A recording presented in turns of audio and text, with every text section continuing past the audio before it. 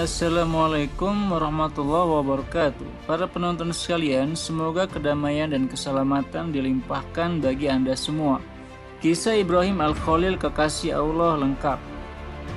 Dalam video ini kita akan membahas bagian pertama dari kisah Sayyidina Ibrahim. Selamat datang dan selamat menonton. Ibrahim disebut sebagai kekasih Allah, Khalilullah atau Khalilur Rahman. Kata khulla atau kekasih di sini mengandung makna cinta, atau dengan kata lain, Allah Subhanahu wa taala memilih Ibrahim di antara makhluknya untuk dijadikan sebagai kekasih Allah. Allah Subhanahu wa taala berfirman, "Wattakhadallahu Ibrahima khalila." Surat An-Nisa surat keempat ayat 125. Dan Allah Subhanahu wa taala menjadikan Ibrahim sebagai kekasihnya. Mungkin sebagian dari Anda bertanya-tanya, apa sajakah kesulitan dan perjuangan yang dilalui oleh Ibrahim alaihissalam dalam perjalanan dakwahnya mengajak kepada agama Allah. Bagaimana ia melewati cobaan berupa tekanan dari Raja Namrud dan bagaimana ia dibakar dan kemudian diselamatkan oleh Allah Subhanahu wa taala dengan diberikan mukjizat, yaitu mampu bertahan hidup di dalam api. Kita juga akan membahas tentang kabar gembira yang diberikan oleh Allah Subhanahu wa taala tentang kelahiran putranya dari Sayyidah Sarah, yaitu Ishak. Dan tidak lupa juga kita akan bahas bagaimana sikap beliau terhadap Sayyidah Hajar dan putranya Ismail. Bagaimana mereka ditinggalkan di tengah padang pasir, lalu bagaimana Allah Subhanahu wa taala menyelamatkan mereka dari kekeringan. Dan kita juga akan membahas bagaimana Allah Subhanahu wa taala menyuruhnya menyembelih anaknya dan apa sikap Ibrahim terhadap perintah tersebut. Ibrahim dilahirkan di dalam masyarakat yang kafir. Di antara mereka ada yang menyembah berhala, ada yang menyembah pohon, ada pula yang menyembah bintang dan matahari. Ada pula dari mereka yang menyembah pemimpin dan penguasa. Bukan hanya itu, bahkan ayahnya sendiri ialah seorang pembuat patung berhala untuk disembah. Ayahnya memahat patung, memproduksinya dan menjualnya untuk disembah. Selain itu, Al-Khatib Al-Baghdadi menjelaskan bahwa ayah Ibrahim juga memiliki posisi yang penting di dalam kerajaan. Ibrahim hidup dan tumbuh di tengah-tengah patung dan berhala yang disembah, yang dipuja, namun patung tersebut tidak berakal. Inilah yang membuat Ibrahim sering merenung dan berpikir, dan merasa heran terhadap kaumnya yang menyembah benda mati yang tidak berakal. Dia bingung, bagaimana bisa ayahnya memahat patung-patung berhala, kemudian orang-orang menyembahnya dan menjadikan patung-patung itu sebagai Tuhan. Padahal patung-patung tersebut terbuat dari batu, tidak memiliki otak, dan tidak mampu berbicara. Patung itu juga tidak punya ruh dan tidak bisa berbicara. Maka Ibrahim pun berpikir bahwa ini sangat tidak beres. Tuhan ialah zat yang menciptakan manusia, bukan manusia yang diciptakan, bukan manusia yang menciptakan Tuhannya. Berhala-berhala ini bukan Tuhan. Mereka tidak memberi manfaat dan tidak memberi bahaya. Apakah mereka tidak sadar? Begitulah Ibrahim berpikir di dalam pikirannya dan di dalam hatinya. Maka dimulailah perjalanannya untuk mencari Tuhan. Ibrahim pun duduk di suatu malam dan bertanya-tanya, siapakah Tuhan itu sebenarnya dan sebenarnya di mana dia berada. Saat Ibrahim sedang berpikir, dia pun melihat planet yang bersinar di langit. Maka dia pun berkata, ini dia Tuhanku. Planet-planet ini tidak mungkin diciptakan oleh manusia, tidak mungkin dibuat dengan batu. Ibrahim pun merasa senang karena dia merasa bahwa dia telah menemukan Tuhan yang sebenarnya. Maka ia pun mulai menyembah planet tersebut yang dia anggap sebagai Tuhannya. Maka ia pun mengatakan kepada kaumnya bahwa dia telah menemukan Tuhan, yaitu planet yang bersinar di langit. Tetapi di pagi hari dia melihat ke langit dan dia tidak lagi bisa melihat planet yang bersinar di langit. Maka Ibrahim pun tersadar bahwa planet yang dia sembah itu bukan Tuhan. Karena planet itu menghilang di pagi hari, sedangkan Tuhan tidak mungkin menghilang dan selalu ada selama-lamanya. Allah Subhanahu wa taala berfirman, "Falamma afala qala inni la uhibbul afilin." Dan ketika planet itu tenggelam, dia berkata, "Aku tidak suka hal-hal yang tenggelam." Surat Al-An'am ayat 76. Maka ia pun melanjutkan perjuangannya mencari Tuhan, dan di malam hari dia pun melihat bulan purnama di malam hari yang menyinari langit. Dia berkata, "Bagaimana bisa aku tidak menyadarinya? Inilah Tuhanku. Tuhanku adalah bulan." Tetapi di pagi hari, dia mendapati bahwa bulan purnama tersebut juga menghilang dan tidak muncul lagi di langit. Ibrahim pun bersedih, lalu dia berkata, "La in lam yahdini Rabbi lakunanna minal qaumil dhalin." Jika Tuhanku tidak memberiku petunjuk, aku pasti termasuk orang-orang yang tersesat.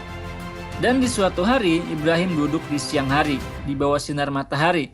Maka dia melihat matahari yang besar, yang menyinari bumi dengan sinarnya yang hangat. Maka Ibrahim pun berkata, "Akhirnya aku telah menemukan Tuhan. Matahari ini menyinari dunia dengan sinarnya. Tentu inilah Tuhan yang aku cari." Namun tidak lama kemudian, datanglah waktu senja, dan matahari tersebut akhirnya tenggelam. Maka Ibrahim pun menyadari bahwa matahari yang ia sangka Tuhan itu ternyata bukan Tuhan, karena matahari itu juga bisa hilang dan tenggelam.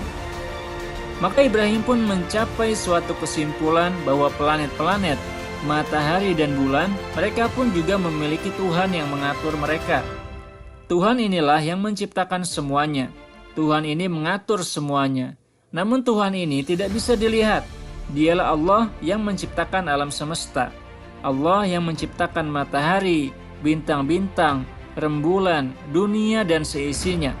Maka Ibrahim pun beriman kepada Allah Subhanahu wa Ta'ala. Dia menghadapkan seluruh wajahnya kepada Allah dan tidak ingin menjadi bagian dari orang-orang yang musyrik atau menyekutukan Allah. Maka Ibrahim pun berjalan dan mendatangi ayahnya. Ayahnya sedang menyembah patung yang dia buat sendiri. Maka Ibrahim pun menunggu sejenak sampai ayahnya selesai. Ibrahim pun berkata kepada ayahnya, "Ayahku, kenapa engkau menyembah patung-patung itu yang tidak memberi manfaat sedikit pun, tidak pula bahaya? Patung itu juga tidak melihat dan tidak mendengar." Maka Ibrahim pun menjelaskan tentang usahanya mencari Tuhan. Dia pun menjelaskan bahwa Tuhan ialah yang menciptakan semua yang ada di alam semesta. Tuhan yang satu dan kekal abadi. Dan inilah jalan yang benar. Dia pun mengajak ayahnya untuk beriman kepada Allah. Karena itu adalah jalan yang benar dan merupakan agama yang lurus. Ayahnya sangat marah dan tidak suka dengan pemikiran Ibrahim. Karena ayahnya sudah menyembah berhala sejak kecil. Dia sudah terbiasa membuatnya dan menyembahnya. Maka Ibrahim pun menjelaskan bahwa setanlah yang membuat ayahnya dan kaumnya menyembah berhala. Dan jika mereka tetap menyembah berhala, mereka akan berakhir di neraka, seburuk-buruk tempat kembali. Ayahnya pun mengancam Ibrahim dengan pukulan dan siksaan jika ia tidak berhenti menyerang dan menyalahkan berhala-berhala yang dia sembah. Dia pun diancam bahwa ia akan diusir dari rumah jika ia tidak mau berhenti untuk membuat ayahnya ragu dengan sembahannya dan mengajak kepada agama Allah. Ayahnya pun berkata bahwa ia tidak ingin melihat Ibrahim lagi, karena Ibrahim telah melawan perintahnya dan tidak mau mengikuti perkataan ayahnya. Ketika Ibrahim menyadari bahwa usahanya tidak akan membawa hasil dan bahwa ayahnya tidak akan mengikuti ajakannya, Ibrahim berkata, "Salamun alaik. Sa'astaghfiru laka rabbi inna rabbi kana bi hafiyya." Surat Maryam, surat ke-19 ayat 47. Keselamatan dan kedamaian atas engkau. Aku akan meminta ampun kepada Tuhanku untukmu. Sesungguhnya Dia sangat baik kepadaku. Maka Ibrahim pun meninggalkan ayahnya dan pergi menuju kaumnya dan raja kaumnya, yaitu Namrud. Ibrahim mengajak mereka untuk menyembah Allah Subhanahu wa Ta'ala yang esa dan meninggalkan sembahan mereka yang lain, yaitu berhala-berhala yang sekarang mereka sembah. Ia pun menuju raja kaumnya yang disebutkan bahwa ia bernama Namrud, dan di sekelilingnya ada para pengikutnya dan pembantu-pembantunya. Ibrahim menjelaskan bahwa berhala-berhala yang mereka sembah itu tidak akan memberikan manfaat apa-apa. Bagaimana mungkin mereka adalah Tuhan? Ketika Namrud berkata bahwa sembahan itu ialah sembahan yang disembah oleh orang tua dan leluhur mereka, Ibrahim menjawab, mereka sesungguhnya berada dalam kesesatan yang nyata. Namrud dan para pengikutnya pun merasa tidak suka dengan Ibrahim, karena Ibrahim menghina sembahan mereka. Ibrahim pun menjawab, Tuhan kalian ialah Tuhan langit dan bumi, yang menciptakan semuanya, dan aku bersaksi akan hal itu. Ibrahim berkata, bahwa Tuhannya ialah Tuhan yang menghidupkan dan mematikan. Namrud berkata, aku juga mampu menghidupkan manusia dan mematikannya.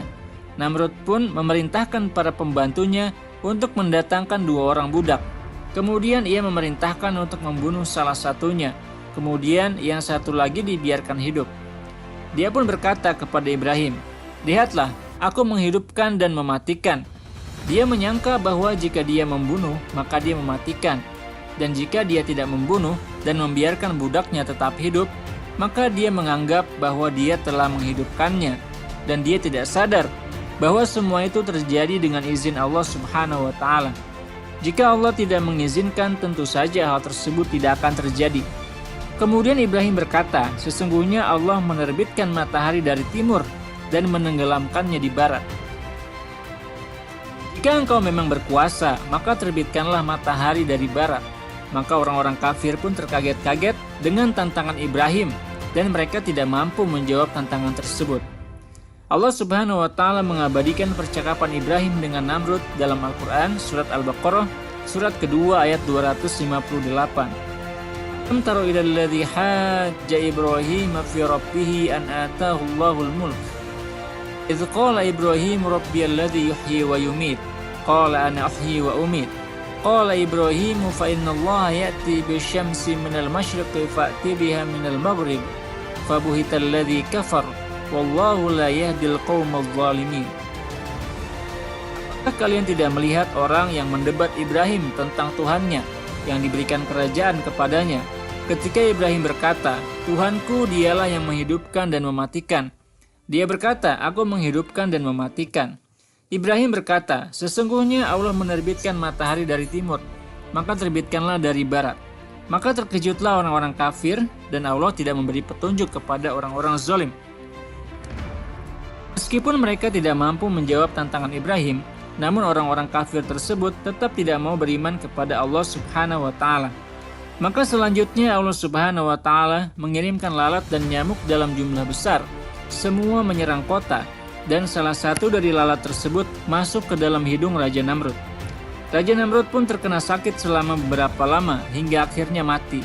Namrud yang merasa berkuasa dan mengaku sebagai Tuhan, yang mengaku mampu menghidupkan dan mematikan, akhirnya mati dan ternyata dia sendiri tidak mampu menyelamatkan dirinya dari kematian. Bahkan bukan hanya itu, Allah Subhanahu wa Ta'ala menunjukkan kekuasaannya. Namrud dibuat mati hanya karena seekor lalat kecil yang tidak mampu dia kendalikan, meskipun dia merupakan raja yang berkuasa di negerinya. Ibrahim selanjutnya membuat rencana untuk menghancurkan berhala-berhala sembahan kaumnya. Hal ini ia lakukan ketika ada perayaan yang dilakukan oleh kaumnya. Ibrahim menunggu hingga akhirnya kaumnya melakukan perayaan dan berkumpul di suatu tempat. Ibrahim pun pergi menuju kuil-kuil tempat penyembahan berhala. Kemudian Ibrahim melihat ke arah patung-patung sembahan itu. Dia juga melihat ke arah sesajen dan makanan yang diletakkan di hadapan patung-patung itu. Ibrahim pun mulai berbicara kepada patung-patung itu. Kenapa kalian tidak makan? Dan kenapa kalian diam saja? Ibrahim pun mengangkat kapaknya dan menghancurkan patung-patung itu. Semua patung dia hancurkan, kecuali patung yang paling besar, dan meletakkan kapaknya di leher patung yang paling besar. Dia berharap agar hal ini bisa menyadarkan kaumnya dan membuat mereka sadar bahwa mereka telah menyembah Tuhan yang salah. Agar mereka sadar bahwa mereka berada dalam kesesatan yang nyata, karena mereka menyembah patung-patung yang tidak memiliki kuasa apa-apa. Kaumnya pun kembali dari perayaan, dan saat mereka melihat patung-patung sembahan mereka di dalam kuil, mereka kaget dan bertanya-tanya, siapa yang menghancurkan patung-patung tersebut? Mereka marah dan mencari tahu siapa yang menghancurkan Tuhan-Tuhan yang mereka sembah. Lalu mereka mendapatkan kabar bahwa yang melakukan ialah seorang pemuda bernama Ibrahim. Ibrahim pun dipanggil dan ditanya, apakah kamu yang melakukan ini kepada Tuhan-Tuhan kami? Ibrahim menjawab, bukan aku, tapi patung yang besar ini. Lihatlah, hanya dia yang selamat. Tanyakan saja sendiri kepada Tuhan kalian, jika mereka bisa bicara. Qala bal fa'alahu kabiruhum hadza fas'aluhu in kanu yantiqun.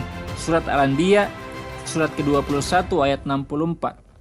Yang melakukannya ialah berhala besar ini, maka tanyakan saja kepada dia jika mereka memang bisa berbicara. Kemudian mereka tersadar, mereka pun berkata kepada diri mereka sendiri, iya benar, justru kalianlah yang salah. Allah Subhanahu wa Ta'ala berfirman, faraja'u ila anfusihim wa qalu innakum antumul zalimun. Mereka pun kembali kepada diri mereka sendiri, sesungguhnya kalianlah, dan berkata, sesungguhnya kalianlah yang zalim. Mereka akhirnya sadar bahwa berhala-berhala ini adalah benda mati yang tidak bisa berbicara dan tidak memberikan manfaat apapun. Bahkan jika mereka dihancurkan pun, mereka tidak bisa berbuat apa-apa. Bagaimana mungkin mereka bisa menghancurkan satu sama lain? Bahkan mereka pun tidak bisa bergerak. Kaumnya pun tertunduk sesaat dan kemudian berkata, kamu sudah tahu bahwa mereka tidak bisa berbicara. Kemudian Ibrahim menjawab, lalu kenapa kalian menyembah selain Allah? Padahal benda-benda itu tidak bisa memberi manfaat kepada kalian sedikit pun. Apakah kalian tidak malu? Kenapa kalian sendiri menyembahnya? Apakah kalian tidak menggunakan akal pikiran kalian? Mereka pun terdiam sesaat dan berusaha berpikir dan kemudian menyadari kesesatan mereka. Tetapi dengan segera hati mereka tertutup oleh kesombongan mereka dan mereka pun bersepakat untuk membakar Ibrahim. Allah Subhanahu wa Ta'ala berfirman dalam surat Al-Anbiya, surat ke-21 ayat 68. Qalu harriquhu wansuru alihatakum in kuntum fa'ilin. Mereka berkata, bakarlah dia dan tolonglah Tuhan-Tuhan kalian jika kalian ingin melakukan sesuatu. Maka pemimpin kaum mereka pun memerintahkan untuk menangkap Ibrahim dan membakarnya sebagai balasan atas perbuatannya, karena Ibrahim telah menghancurkan dan mematahkan patung-patung mereka. Ke penonton sekalian, bagaimanakah besarnya api yang disiapkan untuk membakar Ibrahim? Dan apakah ada yang datang untuk membantu Ibrahim dan menyelamatkannya dari kobaran api? Simak kisah selengkapnya di video selanjutnya. Wassalamualaikum warahmatullahi wabarakatuh.